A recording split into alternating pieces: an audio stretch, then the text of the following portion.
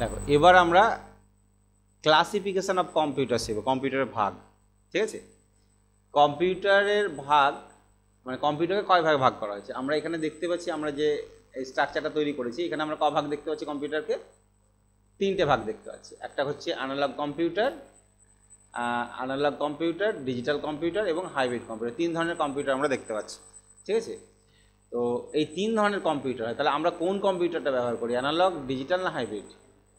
আমরা যে কম্পিউটারটা ব্যবহার করি সেটা হচ্ছে ডিজিটাল কম্পিউটার। এই ডিজিট, DIGIT, ডিজিট, ডিজিট মানে সংখ্যা। ঠিক আছে, তাহলে আমাদের যে কম্পিউটার সে কিন্তু সংখ্যায় বোঝে, এবং সেই সংখ্যা দুটো কী কী, 0 এবং 1, এই দুটো সংখ্যা বোঝে, এই দিয়ে কাজ করে, তাই একে বলা হয় ডিজিটাল কম্পিউটার। এই ডিজিটাল কম্পিউটার আমরা ব্যবহার করি। তাহলে অ্যানালগ কম্পিউটার এবং হাইব্রিড কম্পিউটার, এদের কাজ কি? হাইব্রিডটা হচ্ছে, হাইব্রিডের বাংলা হচ্ছে সংকর বা মিশ্রণ বলি আমরা বিভিন্ন হাইব্রিড জিনিস খাই এখনকার। বেগুনও হাইব্রিড হয়ে গেছে, হ্যাঁ, কলা হাইব্রিড, হ্যাঁ, আপেল হাইব্রিড, মানে সব ধরো সবই হাইব্রিড, মানে কিছু একটার সাথে একটা মিশ্রণ করে তৈরি করা হয় হাইব্রিড, সংকর। তো এখানে হাইব্রিড কম্পিউটার হচ্ছে অ্যানালগ প্লাস ডিজিটালের সমন্বয়ে যে কম্পিউটারটা তৈরি হবে সেটাকে বলা হবে hybrid computer. Combination of analogue computer and digital computer called hybrid computer. Okay, অর্থাৎ ডিজিটালেরও গুণ থাকবে আবার অ্যানালগেরও গুণ থাকবে, এইরকম ধরনের কম্পিউটারগুলোকে বলা হবে হাইব্রিড কম্পিউটার। তো অ্যানালগ কম্পিউটার কোনগুলো আমরা একটু জেনে নিই। ডিজিটাল কম্পিউটার আমরা যেগুলো ব্যবহার করছি সবই হচ্ছে ডিজিটাল কম্পিউটার।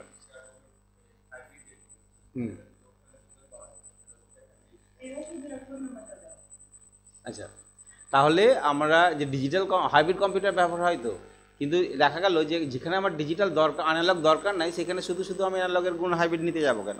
কিন্তু যেখানে দরকার আছে দুটোই সেখানেও নেবে। ঠিক আছে, তো অ্যানালগ কম্পিউটার কোনগুলো দেখো। অ্যানালগ কম্পিউটার বিভিন্ন ধরনের যে মানে স্পিড মেজারমেন্টের জন্য অ্যানালগ কম্পিউটারগুলো দরকার হয়। অ্যানালগ যেমন তোমার আমরা যে মোটরসাইকেল চালাই, আশা করি মোটরসাইকেল চালিয়েছো তোমরা, দেখবে যে মিটারটা উঠে কত কিলোমিটার গতিবেগে উঠছে, ওটা কাঁটাতে উঠে না সংখ্যায় উঠে? আবার সংখ্যাতে উঠে। সংখ্যার মিটারগুলো সবগুলো না কাঁটা থাকে না। এখন ডিজিটাল, তাহলে ডিজিটাল কোনগুলোকে বলছি আমরা? ডিজিটাল মিটার কোনগুলোকে বলছি? যেগুলো না সংখ্যায় উঠে সেগুলো ডিজিটাল মিটার। আগেকার যে গোল একটা মিটার থাকতে এরকম কাঁটাটা কত কিলোমিটার গতিবেগে উঠছে সেটাকে বলা হয় অ্যানালগ মিটার। ঠিক আছে, তুমি যে হাতে ঘড়িটা পড়েছো, হাতের ঘড়িটা হচ্ছে অ্যানালগ ঘড়ি, কাঁটা আছে, অ্যানালগ ঘড়ি। আর এখনকার যে স্মার্ট ওয়াচ, নাম্বার ওঠে, ডিজিটাল ঘড়ি। ঠিক আছে, ডিজিটাল ঘড়ি। আমরা স্টেশনে দেখতে পাই ডিজিটাল ঘড়ি থাকে, অ্যানালগ ঘড়ি থাকে যে কাঁটার মতন ঘড়িগুলোকে অ্যানালগ বলবো, এগুলোকে ডিজিটাল বলবো। তাহলে আমি অ্যানালগ কম্পিউটার একটা এক্সাম্পল দেখে নিই। ঠিক আছে,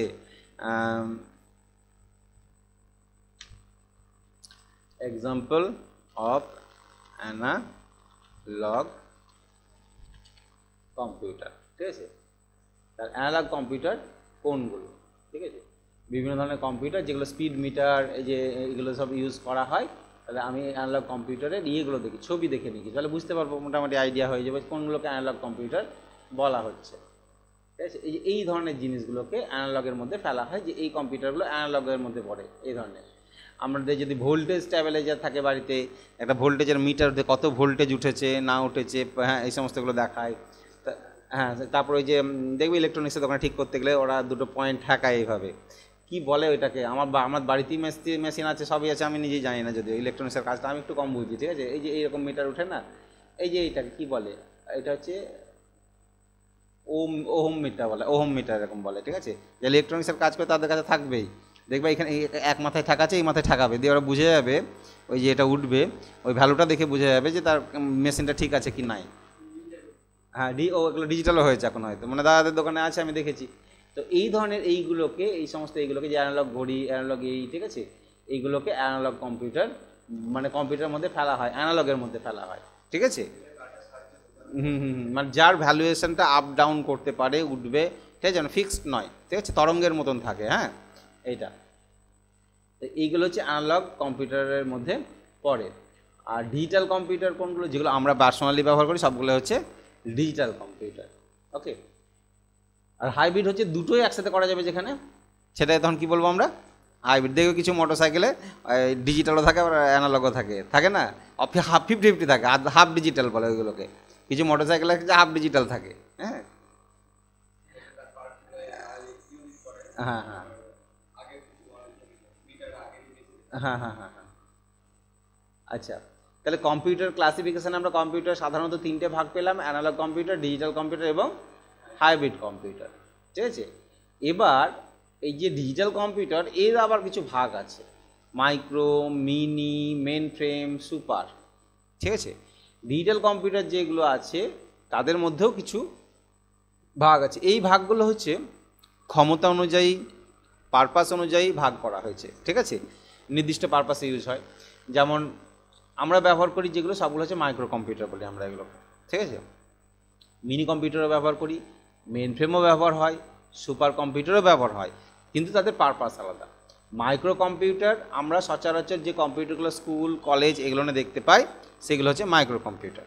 ওকে, যেগুলো তুমি দেখতে পাচ্ছ অফিস টফিসে যেগুলো দেখছো সবই মাইক্রো কম্পিউটার। মিনি কম্পিউটার কোনগুলো? মিনি কম্পিউটার হচ্ছে যে মাইক্রো এবং মিনির মধ্যে পার্থক্য আকারগত এবং একটু ক্ষমতাগত থাকে। মিনি আকারে ছোটো হলেও ক্ষমতা কিন্তু খারাপ থাকে না। যেমন ল্যাপটপটা দেখি যে সাধারণত এর থেকেও ছোটো, মানে কম্পিউটার থেকে ছোটো, কিন্তু আমার একটু ক্ষমতা ভালোই থাকে, তাই না?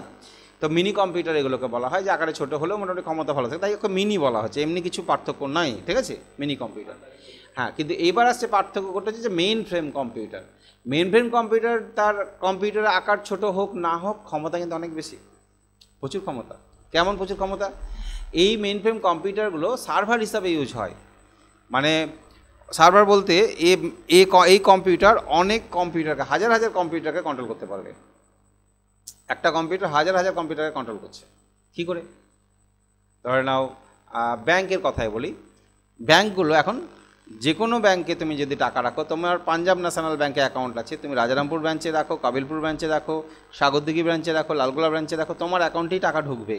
তাহলে ওরা কোনো একটা কম্পিউটারের সাথে কানেক্টেড আছে বলেই নির্দিষ্ট জায়গায় গিয়ে টাকাটা ঢোকে, এক জায়গাতে গিয়ে, এবং যে জায়গায় ঢুকে সেটাকে সার্ভার বলা হয়। এবং একটা সার্ভারের উদাহরণ এখানে আমি দেখি তোমাদের, সার্ভার কম্পিউটারটা কেমনভাবে কনসেপ্টটা ক্লিয়ার হবে এইখানে আসবে। দেখো এখানে দেখো, এই যে সাপোজ যদি এটাকে সার্ভার কম্পিউটার ভাবি আমি, এটা ধরো একটা মেন ফ্রেম কম্পিউটার, এটা একটা সার্ভার, যে সার্ভারটা কোনো একটা লোকেশানে আমার বসানো আছে, ভারতবর্ষে কোনো একটা জায়গায় বসানো আছে। এই কম্পিউটারটা লালগোলা ব্রাঞ্চের, এই কম্পিউটারটা বহরমপুর ব্রাঞ্চের, এটা কলকাতা ব্রাঞ্চের। তাহলে এই কম্পিউটারটা কার সাথে কানেক্ট আছে? এর সাথে কানেক্ট আছে। এও কার সাথে কানেক্ট আছে? এর সাথে। এও কানেক্ট আছে এর সাথে। অর্থাৎ তোমার যত অ্যাকাউন্ট বা যা আছে সব এর সাথে কানেক্টেড আছে। তুমি এখান থেকে যা তথ্য দিবে এখানে গিয়ে স্টোর হবে, এখান থেকে যা তুমি এখান থেকে তথ্য এখানে দেখতে পারবে। ঠিক আছে, এরকম দেখতে পারবে। তাহলে এই সার্ভার কম্পিউটারটা যে থাকবে তাহলে তাকে ক্ষমতাশালী হতে হবে না?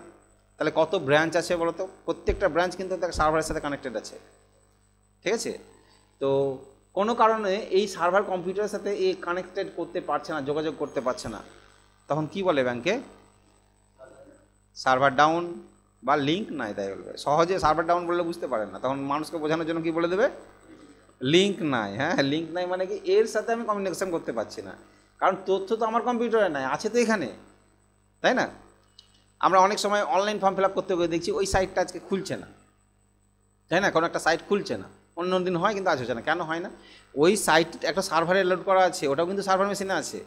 ঠিক আছে, সেই সার্ভারের সাথেও কমিউনিকেশন করতে পারছে না। ঠিক আছে, এবং কমিউনিকেশন করার মাধ্যমটা হচ্ছে আমাদের ইন্টারনেট। আমরা ইন্টারনেটের সাহায্যে ওই কম্পিউটারের সাথে কানেক্টেড করি। আজকে আমার মোবাইলে হোয়াটসঅ্যাপ থেকে তোমাকে মেসেজ পাঠাবো, পৃথিবীর যেখানে থাকো তুমি চলে যাবে, তো তোমার সাথে কানেক্টেড হবে কখন? ইন্টারনেটের সাহায্যে কানেক্ট হচ্ছি আমরা, তাই না?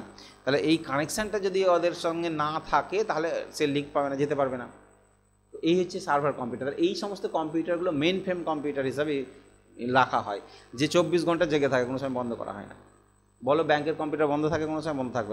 ব্যাংক বলতে কি, তোমার ব্রাঞ্চ বন্ধ হয়ে যেতে পারে, সন্ধ্যে 7টার পর বন্ধ হয়ে যেতে পারে, কিন্তু আমার অ্যাকাউন্ট বন্ধ হয় না। আমি রাত্রেবেলাতেও অনলাইনে ট্রান্সফার করি, দিনের বেলাতেও করি, সব সময়তে আমরা যে ফোনপে আমার অ্যাকাউন্ট থেকেই তো টাকা কাটে, তাই না?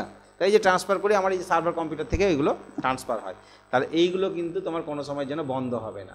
এই কম্পিউটারগুলোকে বলা হচ্ছে mainframe computer. Mainframe কম্পিউটারে আমরা একটা দেখে নিই, বন্ধ করেছি এই তো আছে মেন ফ্রেম কম্পিউটারের। তাহলে এক্সাম্পল দেখে নিই আমরা। তাহলে এক্সাম্পল অফ অ্যানালগ দেখলাম, এবার mainframe computer, MAINFRAM, mainframe computer. দেখো মেন ফ্রেম কম্পিউটার যদি এখানে যায়, কিছু মেন ফ্রেম কম্পিউটার সম্বন্ধে কিছু লেখা থাকবে নিশ্চয়, কী ধরনের, মানে একটা কিছু উদাহরণ দিয়েছে এখানে, উদাহরণ দিয়েছে, এগুলো আগেকার যুগে ছিল। এই ধরনের বড় বড় কম্পিউটার, ছবিটাই দেখি। এই দেখো কম্পিউটার দেখতে পাচ্ছ, এই যে হ্যাঁ, সার্ভারে এসব লাগানো থাকে। গুগল, ইউটিউব কোম্পানির যে সার্ভার আছে, মানে সার্ভার কেন বলি, ও মেন আসল জায়গা, সেই জন্য সার্ভার বলছে, ঠিক আছে? ওই সার্ভ করছে সব কিছু। ইউটিউবের কথাই ভাবো, ইউটিউবে কত ভিডিও আছে, কটা ভিডিও আছে? তো ইউটিউবে তো নাই এমন কিছু ভিডিও নাই, লাখ লাখ হাজার হাজার কোটি কোটি প্রত্যেক দিন মানুষ ইউটিউবে ভিডিও আপলোড করছে, তাই না? তাহলে ইউটিউবে যে আপলোড করছে জায়গাটা গিয়ে সেভ হচ্ছে কোনো একটা কম্পিউটারে। আমি যখন আপলোড করি ওই ডেটাটা গিয়ে সেভ হয় কোনো একটা কম্পিউটারে। যে কম্পিউটারটাতে সেভ হয় সেটা হচ্ছে সার্ভার কম্পিউটার। সেই কম্পিউটারটা কে কোনো একটা কোম্পানি প্রোভাইড করছে, ইউটিউব হতে পারে, ফেসবুক হতে পারে, তাই না? বিভিন্ন কোম্পানি হতে পারে। তোমার ইনস্টাগ্রাম হলে ইনস্টাগ্রাম যে কোম্পানি আছে সে করতে পারে। ইনস্টাগ্রাম, ফেসবুক, এরা সব মোটামুটি এখন হয়ে যাচ্ছে, একসাথে চলে আসছে, ঠিক আছে? মানে মেটা যেটাকে বলছি আমরা। তো ইউটিউব কার? ইউটিউব হচ্ছে গুগল কোম্পানির। ইউটিউব হচ্ছে গুগলের। আমরা যে গুগলে সার্চ করছি গুগল বলে যে কোম্পানি, এটা কিন্তু ইউটিউবের, সরি, ইউটিউব কিন্তু গুগল কোম্পানির প্রোডাক্ট। তুমি মোবাইলে দেখবে গুগলের একটা গ্রুপ থাকে, এই যে গুগল লেখা আছে, গুগলের প্রোডাক্টগুলো দেখে নাও কী কী আছে। গুগল জিমেল, ক্রোম, জিমেল আছে, গুগল ম্যাপ আছে, ইউটিউব আছে, ড্রাইভ আছে, টিভি আছে, ফটোজ আছে, এগুলো সব গুগলের প্রোডাক্ট। এবং আমরা যে অ্যান্ড্রয়েড অ্যাপসটা ব্যবহার করছি, এই অ্যান্ড্রয়েড অ্যাপসটাও গুগল কোম্পানির তৈরি, ঠিক আছে? গুগল কোম্পানির যে এখন যে সিইও, ঠিক আছে, সে হচ্ছে সুন্দরম পিচাই, মানে আমাদের ভারতীয় বংশোদ্ভূত একজন আছে, ঠিক আছে, গুগল কোম্পানির সিইও। তো তার সার্ভার কত বড়, তার ওর সার্ভারের যে জায়গাটা, গুগলের সার্ভার দেখবা, একটা যে গুগল সার্ভারের ইমেজ আছে, গুগল SERVER, গুগল সার্ভারের আমরা রুম দেখি, এইগুলো হচ্ছে গুগল সার্ভার রুম, ঠিক আছে? ওই ধরনের বিশাল বড় একটা এলাকা, ঠিক আছে, তার সার্ভার রুমে এরকম কম্পিউটার আছে। তাহলে গুগলে শুধু তো ইউটিউবই থাকে না, ইউটিউব আছে, ওই যে তোমার গুগলে বললাম ফটোজ, ড্রাইভ, এই যেগুলো সেভ হয় আমরা সেভ করে রাখি, জিমেলে সব কিন্তু ওদের সেভ হয়। ওরা এক মাস থেকে এক মাসে যাওয়ার জন্য গাড়ি ব্যবহার করে, মানে গাড়িতে করে যায়, এবং ওখানে যে ইঞ্জিনিয়াররা থাকে তারা কন্টিনিউয়াসলি তাদের মেশিন চেক করে যায়, ঠিক আছে? পর যেতে থাকে, সমস্ত কিছু থাকে। তাহলে এই হচ্ছে ওদের সার্ভার, এই যে কত লাগানো আছে দেখতে পাচ্ছ, 24 ঘন্টা, কোনো সময় যেন ইউটিউব বন্ধ হয় না। কোনো কারণের জন্য যদি গুগল কোম্পানি একদিন বন্ধ হয়ে যায়, তাহলে মানুষের ধরো মানে মনে হয় অকেজো হয়ে যাবে। হ্যাঁ, যে গুগল সার্ভার যদি বন্ধ হয়ে, ইউটিউব দেখতে পারবে না ও, এইগুলো চলবে না, এই জিমেল চলবে না, জিমেল না চললে তো অফিস বন্ধ হয়ে যাবে। মানে আমরা জিমেল মানে কি, গুগলের মেল, তার জন্য জিমেল বলি আমরা, ঠিক আছে? ওটা ইমেল আইডি একটা। তাহলে সার্ভার কম্পিউটার ওইসব জায়গায়, মেন ফ্রেম কম্পিউটার ওইগুলো নিয়ে আমাদের ব্যবহার হয়, ঠিক আছে? মানে অ্যাজ এ কী হিসাবে বললাম, ওগুলো কিসের জন্য ব্যবহার করা হয়? সার্ভারের জন্য, ঠিক আছে? এই যে বললাম যে এরকম সার্ভার এর জন্য ইউজ করা হয়, মেন ফ্রেম কম্পিউটারগুলোকে ইউজ করি আমরা। নেক্সট আসছি আমরা কত নাম্বার, এইখানে ছিলাম। তাহলে মেন ফ্রেম কম্পিউটার হলো। এবার আসছি আমরা সুপার কম্পিউটার। এই সুপার কম্পিউটার তার থেকেও ক্ষমতাশালী হচ্ছে সুপার কম্পিউটার, এর থেকেও ক্ষমতা বেশি, এর মেন ফ্রেমের থেকেও ক্ষমতা বেশি। এ আবার মানে পৃথিবীর বাইরেও ক্ষমতা রাখে। এই সুপার কম্পিউটার পৃথিবীর বাইরের সাথেও মানে কমিউনিকেট করার ক্ষমতা রাখে। তো পৃথিবীর বাইরের সাথে কমিউনিকেশান করার দরকার কার সাথে পড়ে আমাদের? হ্যাঁ, মহাকাশে যে বিভিন্ন রকমের উপগ্রহ পাঠানো হয়, এই কিছুদিন আগে নামলো। হ্যাঁ, মহাকাশ থেকে নামলো। কে ছিল মহাকাশে? সুনিতা উইলিয়ামস।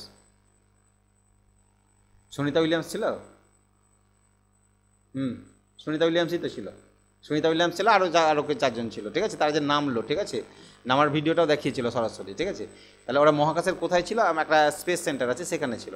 তাদের সাথে কমিউনিকেশান হয় রেগুলার, যে তারা কী করছে না করছে, কোথায় আছে, আর এখানে বসে কমিউনিকেশান করছে। এই সমস্ত কমিউনিকেশান করার জন্য যে কম্পিউটারগুলো ব্যবহার হয় তাদেরকে বলা হয় সুপার কম্পিউটার, সব থেকে ক্ষমতাশালী কম্পিউটার।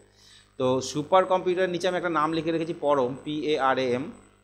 তো পরম হচ্ছে ভারতবর্ষের তৈরি প্রথম সুপার কম্পিউটারের নাম হচ্ছে পরম। তার জন্য এটা মানে অনেক সময় অনেক পরীক্ষায় পড়ে যে ভারতের তৈরি প্রথম সুপার কম্পিউটার। কেন ভারতের তৈরি বলছি? সুপার কম্পিউটার এমন একটা কম্পিউটার যেটা অনেক দেশ ব্যবহার করতে পারে না, যাদের ক্ষমতা নাই, অনেক দেশ ব্যবহার করতে পারে না। যে দেশ যখনই শুনবে যে অমুক দেশ উপগ্রহ মহাকাশে পাঠিয়েছে, তার মানে সুপার কম্পিউটার ব্যবহার করতে জানে, ঠিক আছে? এরকম যখন শুনবে, আমাদের বিশেষ দেশ ব্যবহার করে এবং বিশেষ সায়েন্টিস্টরাই ব্যবহার করে, যারা মহাকাশে উপগ্রহ পাঠাতে পারবে তারা ধরেন ওই সব জিনিসগুলো ম্যাক্সিমাম ব্যবহার করে। আমি যদি বলি ধরে নাও বাংলাদেশ রিসেন্টলি মনে হয় রাশিয়ান আর চীনের সাথে কমিউনিকেশন করে একটা কোথায় টেস্ট করেছিল, পাঠিয়েছিল মানে রিসেন্টলি। তো নিজের না হলেও কারো সহযোগিতা নিয়ে, হেল্প নিয়ে। আমরা তো অনেক সময় নিজে না পারলেও কারো হেল্প নিয়ে করি, তাই না? নিজের না থাকলেও ছোটো ছোটো দেশ যেগুলো আছে যারা এখনও সেরকমভাবে ক্ষমতাশালী হয়ে উঠে পারেনি, ঠিক আছে, তো অনেক দেশই আছে যারা ধরো পাঠাতেই পারে না। পাকিস্তান কোনো দিন পাঠিয়েছে কিনা আমার মনে পড়ে না, যে মহাকাশে উপগ্রহ পাঠিয়েছে কিনা, হতেও পারে হয়তো, কিন্তু কারো কোনো দেশের সহযোগিতা নেই। হ্যাঁ, কিন্তু সেরকমভাবে খবরে হাইলাইট কোনো দিন পাইনি আমি।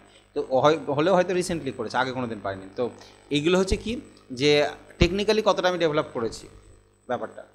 তো সুপার কম্পিউটার এমন একটা কম্পিউটার যেটা ব্যবহার করার মতন ক্ষমতা অনেক দেশের থাকে না, ঠিক আছে, সেই সমস্ত দেশের নেই যারা এগুলো ব্যবহার করতে পারে না। তো ভারতবর্ষকেও কিন্তু আমেরিকা প্রথম সুপার কম্পিউটারের প্রযুক্তি দেয়নি, আমেরিকা করেছিল ফার্স্ট সুপার কম্পিউটার। তো ভারতীয় সায়েন্টিস্টরা নিজে বানিয়েছিল এবং সেইটার নাম দিয়েছিল পরম, ঠিক আছে, PARAM, পারাম, ঠিক আছে। তো ভারতেরই প্রথম সুপার কম্পিউটার। সুপার কম্পিউটারগুলো একটা এর মতনই দেখতে। সুপার কম্পিউটারের এক্সাম্পলগুলো আমরা দেখে নিই। তাহলে super computer, SUPER, super computer, super computer. Super কম্পিউটারগুলো ঠিক ওই টাইপেরই হয়, এরকম ধরনেরই হয়, ঠিক আছে, ওই রকম স্পেস যেমন দেখছিলাম সার্ভারের যে রুম দেখছিলাম এই টাইপেরই। এই বড় বড় এই সমস্ত কম্পিউটার, এই কম্পিউটারগুলো কানেক্টেড থাকে মহাকাশের সাথে বা উপগ্রহের সাথে, এরা কানেক্ট করে স্যাটেলাইটের সাথে ডাইরেক্টলি। কোনো যখন একটা উপগ্রহ পাঠাই, এখান থেকে কন্ট্রোল করব তাকে আমি কোনো মানুষ পাঠাইনি, মানুষ ছাড়াই উপগ্রহ পাঠাচ্ছি, ঠিক আছে, তাকে কন্ট্রোলিং করবে এখান থেকে। তাহলে যে কম্পিউটারগুলো করবে তারা হচ্ছে সুপার কম্পিউটার, এবং যেগুলো চালাবে তারা সায়েন্টিস্ট, ঠিক আছে, এই কম্পিউটারগুলো অপারেট করার মতো।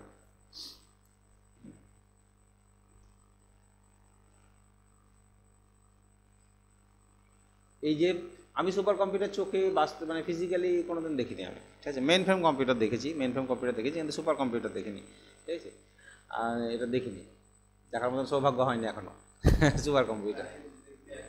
হ্যাঁ, মানে আকারগত গঠনগত একই। হ্যাঁ, এইটা তো সুপার কম্পিউটার পারপাসটা বলে দিলাম, যে সুপার কম্পিউটার এই জন্য ইউজ করা হয়। ওকে,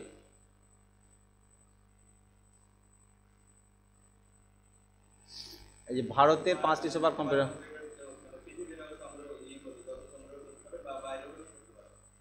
হ্যাঁ, হুম, বাইরে দেখো এই সমস্ত ধরে নাও পৃথিবীর বাইরে থেকে ডেটা করার জন্য, কারোর সাথে কমিউনিকেশন করার জন্য সুপার কম্পিউটারই লাগবে, ঠিক আছে, সুপার কম্পিউটারই লাগবে। তাহলে এই যে পরম যেটা ছিল ভারতে প্রথম তৈরি, আরও অনেক সুপার কম্পিউটার আছে যেগুলো আস্তে আস্তে আস্তে আস্তে তোমার ডেভেলপ হয়েছে। ওকে, এইগুলো এইগুলো তোমার এখন সার্চ করলেই অনেকটা পেয়ে যাবা, ঠিক আছে।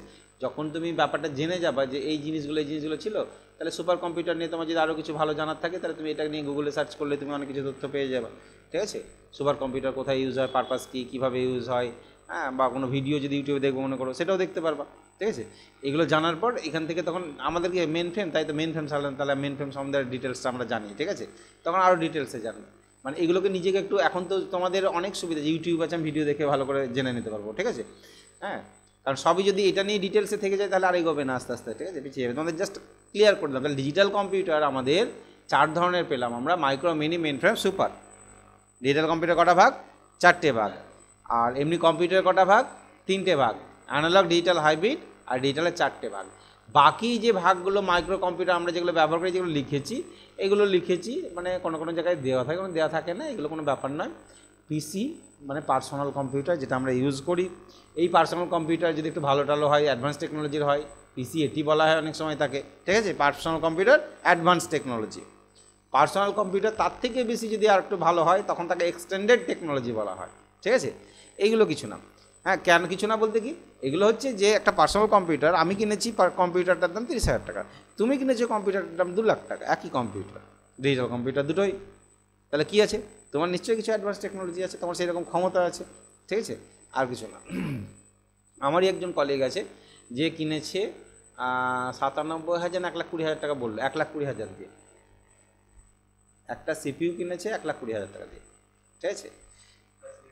ফেসিলিটি বেশি, কী ফেসিলিটি বেশি? আমি যখন একটা অটোমেশনে কাজ করছি, আমার কম্পিউটার একসাথে অ্যাট এ টাইম একটা করতে পারছে, ও 10টা করছে। তাহলে আমার একটা 30,000 টাকার কম্পিউটার একটা করছে, আর 1,20,000 কম্পিউটার 10টা করছে, মানে 3 লাখের কাজ করে দিছে, বুঝতে পারছো তো এটা। তো এই হচ্ছে আমাদের সুবিধা অসুবিধাটা নয়, আমরা ক্লাসিফিকেশন অফ কম্পিউটার বা কম্পিউটারের ভাগগুলো আমরা জানলাম। ঠিক আছে, এই যে কম্পিউটারের ভাগ, ক্লাসিফিকেশন অফ কম্পিউটার।